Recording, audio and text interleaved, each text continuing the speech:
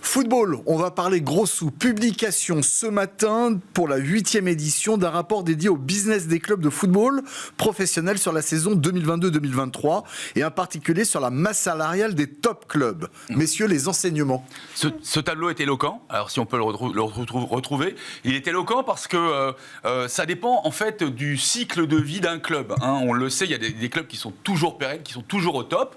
Là, il se trouve que les deux premiers, PSG et Barcelone, étaient ceux qui n'avaient pas forcément les meilleurs résultats. Il se trouve que Barcelone, à la fin de la saison 2023, a quand même été championne d'Espagne. PSG, champion de France, mais c'est énormément de dépenses par rapport à Manchester City qui a gagné en Champions League. Oui, mais c'est énormément de bénéfices parce que je vois également que le FC Barcelone arrive en tête avec 304 millions d'euros de bénéfices. Oui, mais quand même, ils dépensent énormément. Et en fait, je me dis que Barcelone et PSG, ils dépensent pourquoi ? Parce qu'ils se sont mis eux-mêmes dans une surenchère. Et ça fait des années que ça dure. D'ailleurs, les deux étaient les clubs qu'on opposait le plus ces 10 dernières années en Champions League. Malheureusement, pour les deux, les résultats n'ont pas été au rendez-vous.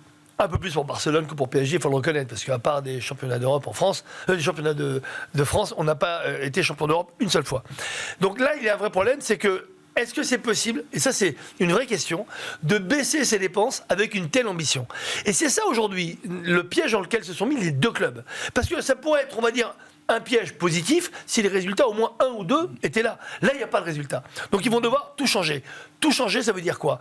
Est-ce qu'ils sont capables de baisser leurs dépenses ? Mais ça veut dire qu'on peut baisser les dépenses et avoir les mêmes objectifs.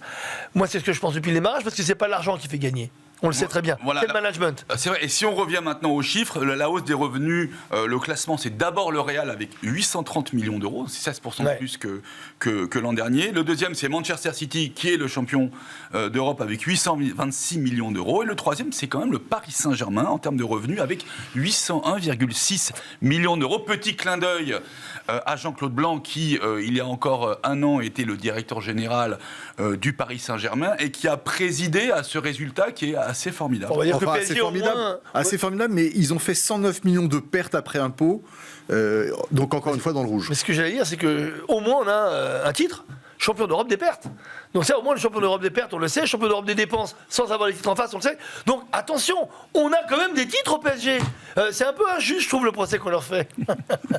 Voilà. Un peu de cynisme ne fait jamais de mal. Voilà pour la masse salariale publiée cette semaine.